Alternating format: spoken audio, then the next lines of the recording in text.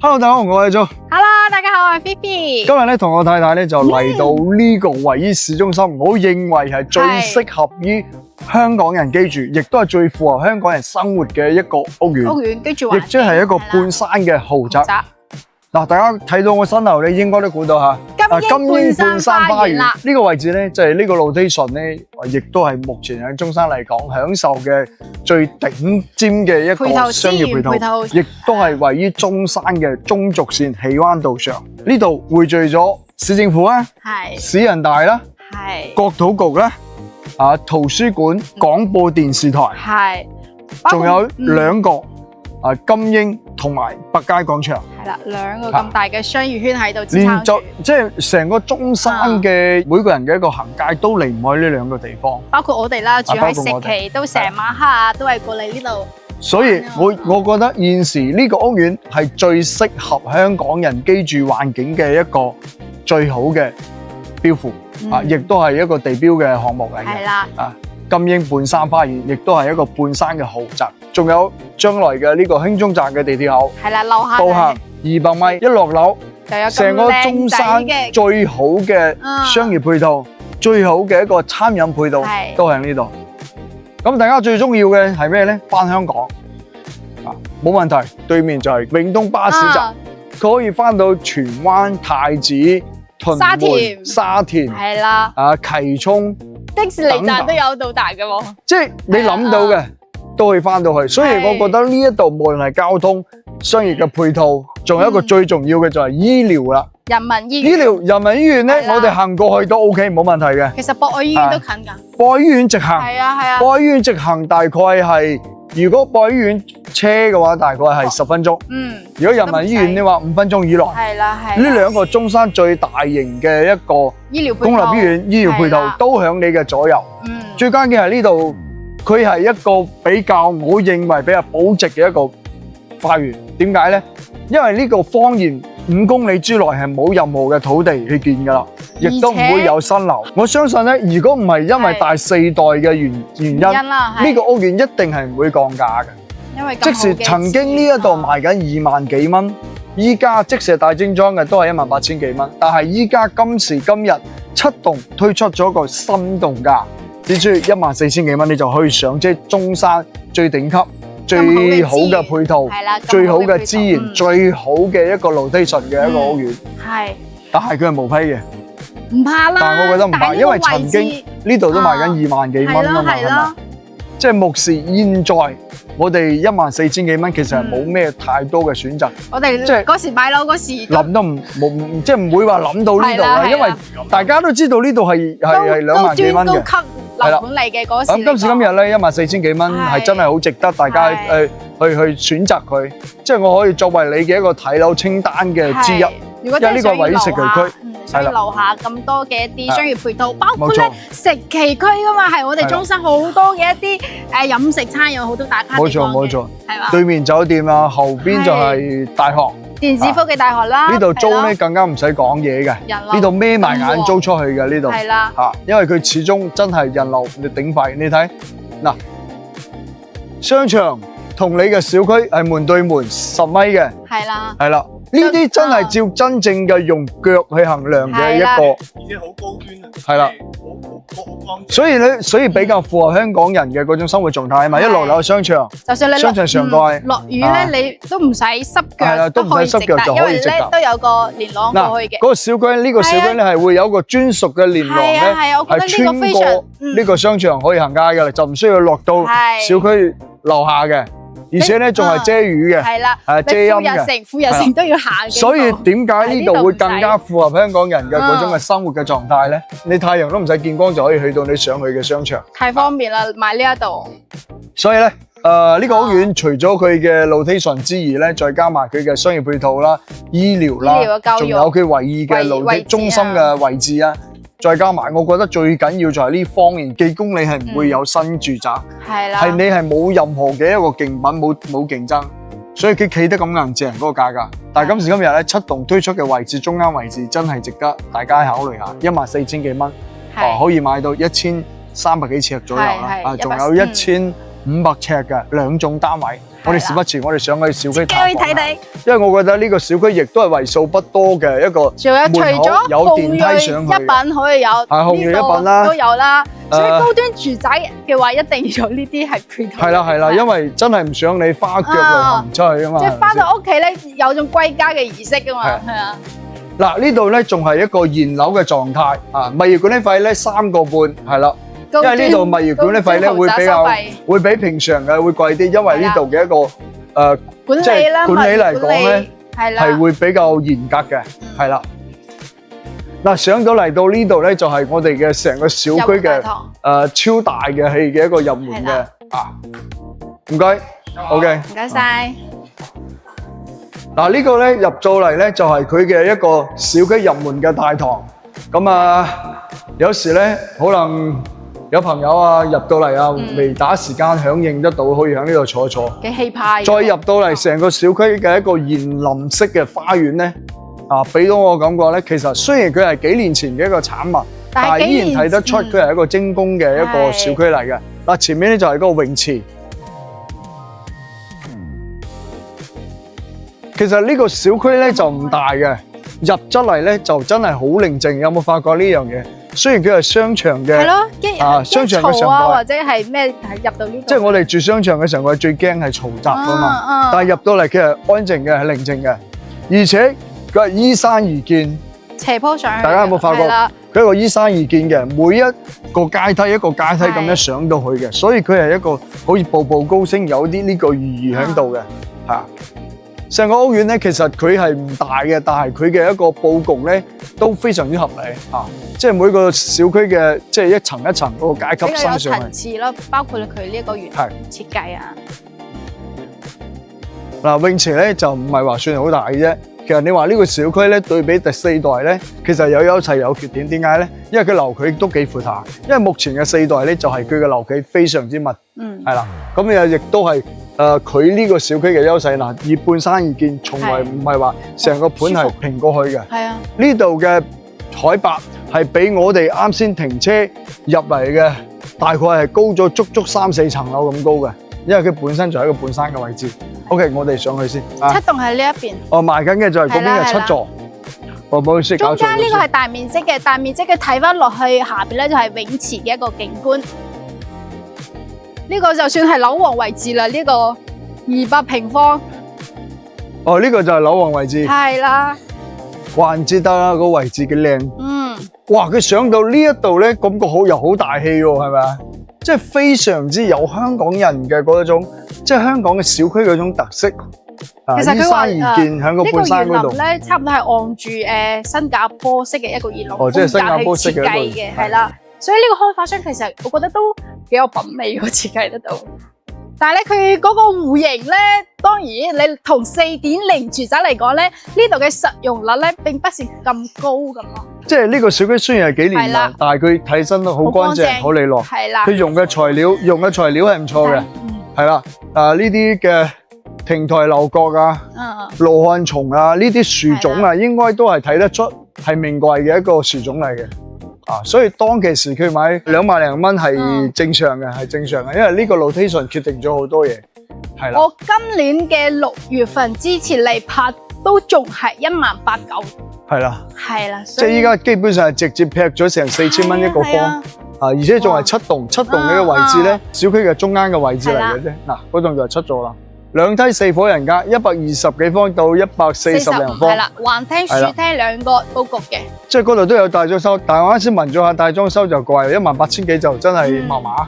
呢個性價比我可以揀好多嘅地方，可以我自己或者我設計。雖然呢個地方 location 係好，但係佢嘅個戶型咧始終係幾年前嘅。但係我哋14000幾蚊咧係值得大家列入你嘅一個睇樓名單之一嘅，因為呢個 location。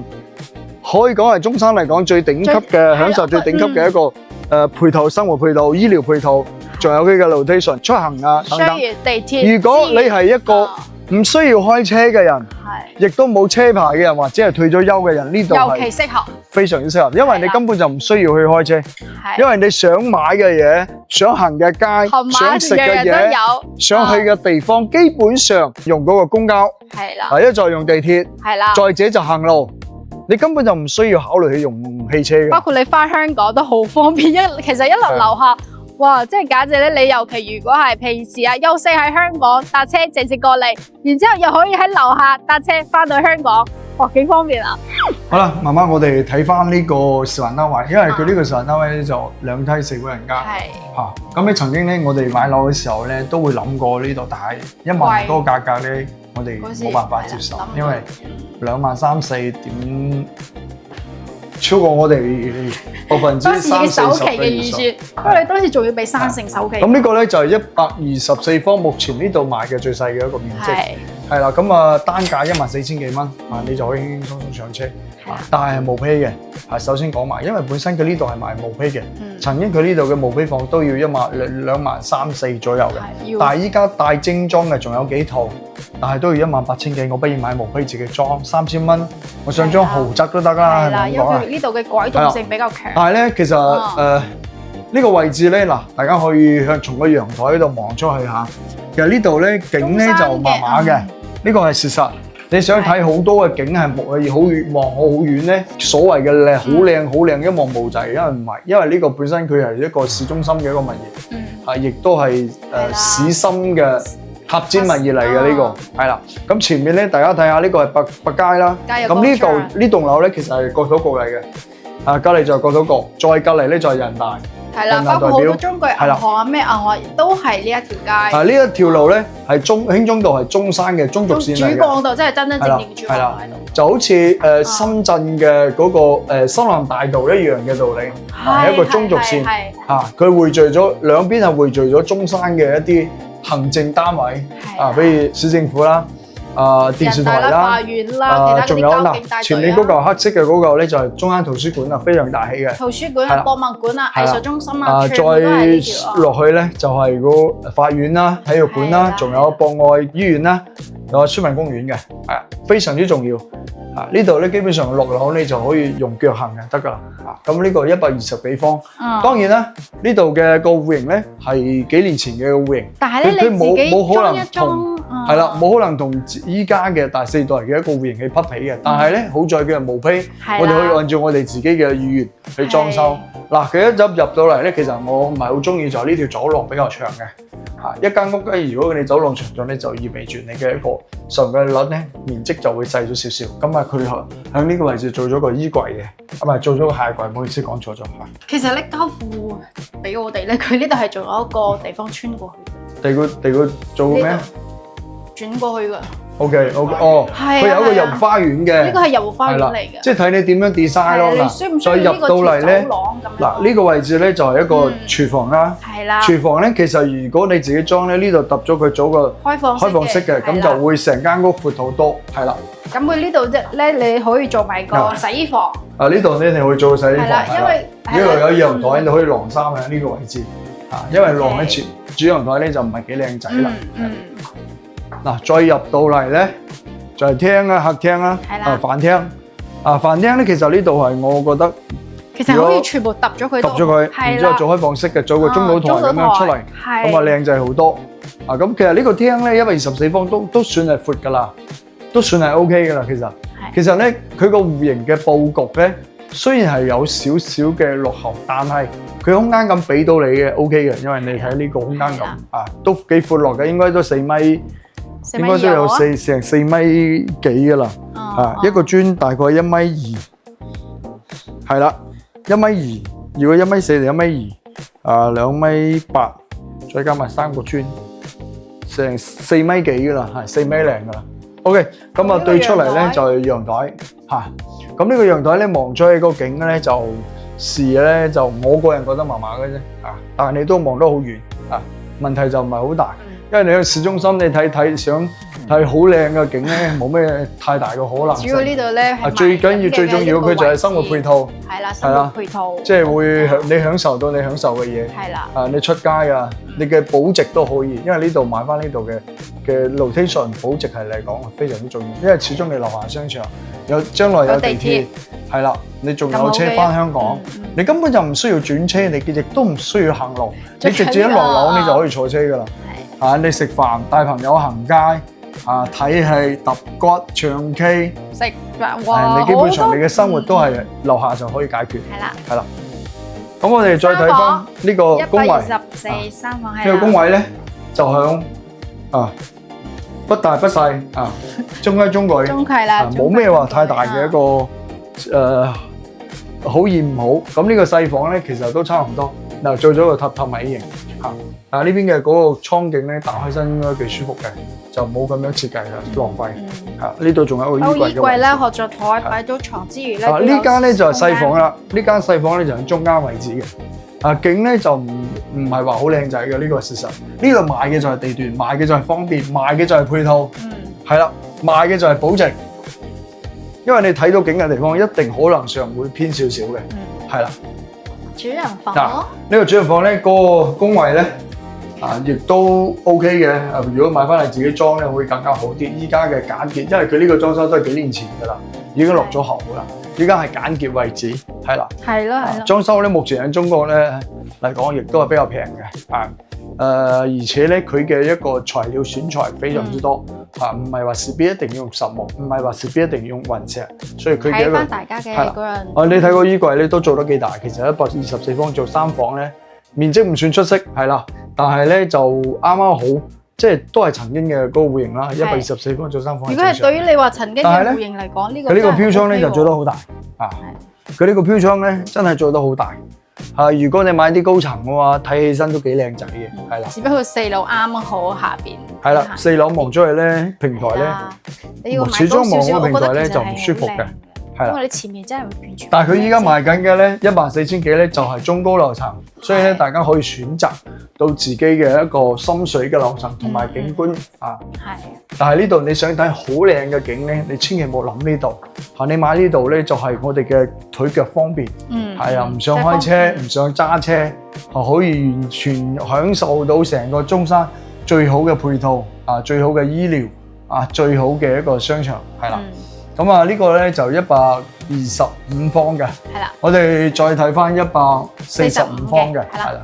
如果大家覺得呢個唔夠嘅話，想去睇4房咧，4房，OK，再過去。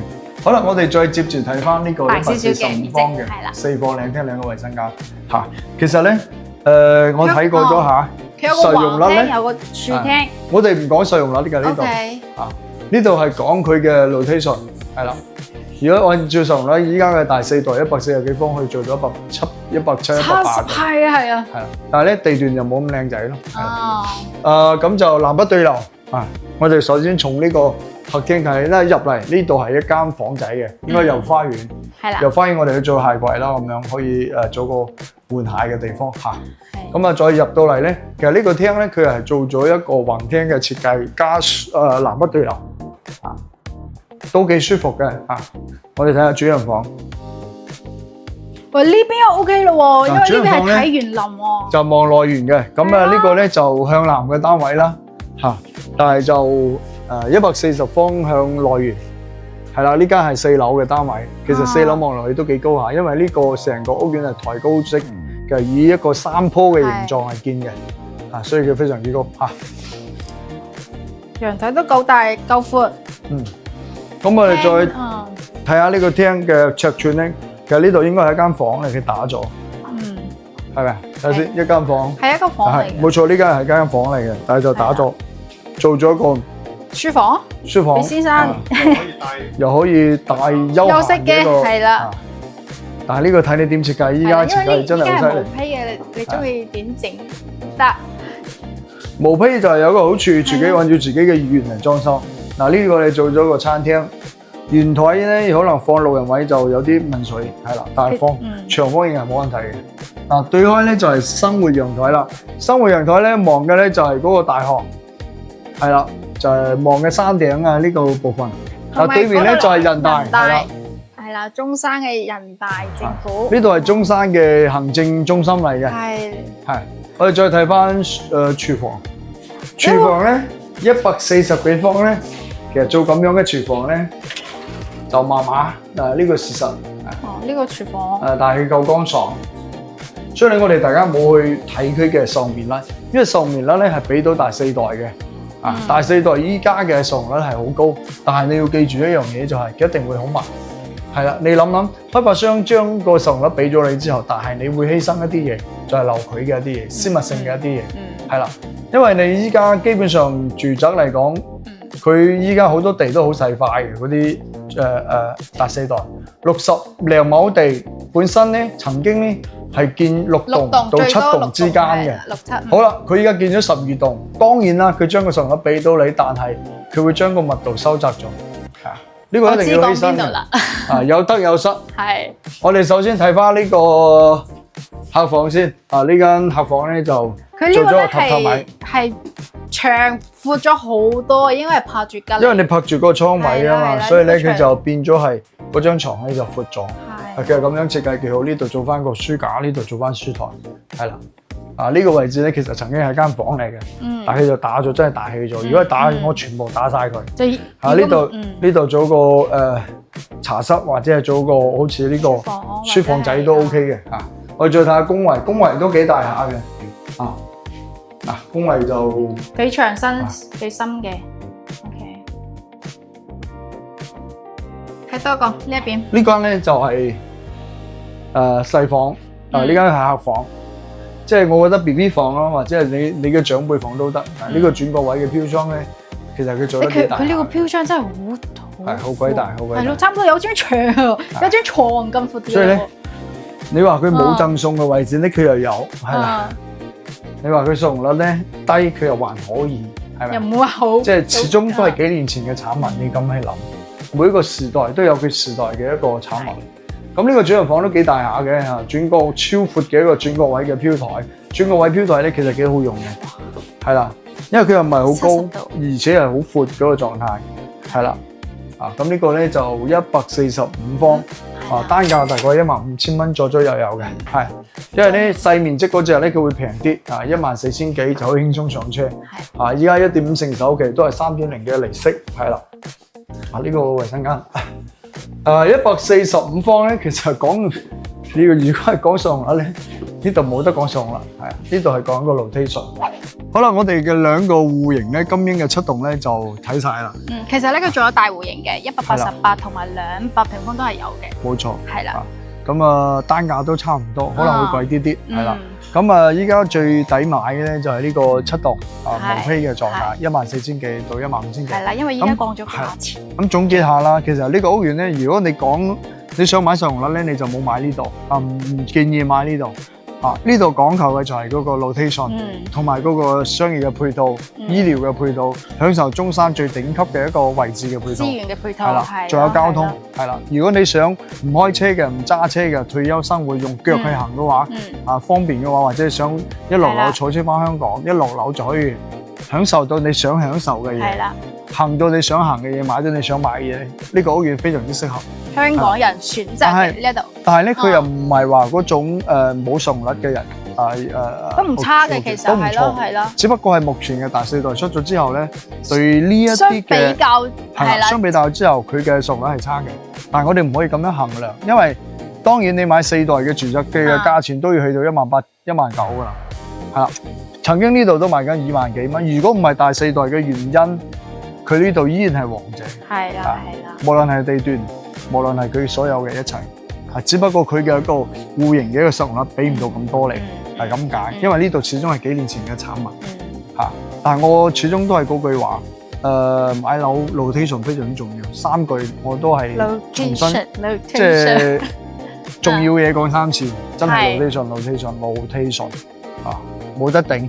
相信咧，佢哋買房都知道要揀呢啲位置，因為咧你買嘅樓嘅話，買得咁高價錢嘅房，一定要睇翻佢價值存在嘅價值夠唔夠你，即係要買100幾200萬嘅樓喎，唔知係咪真係買幾十萬？我覺得呢個咧就大家嘅取決，有啲人中意，我想買大啲嘅，我想買新型啲嘅，買依家嘅4.0嘅住宅，有好嘅一個非常靚嘅園林。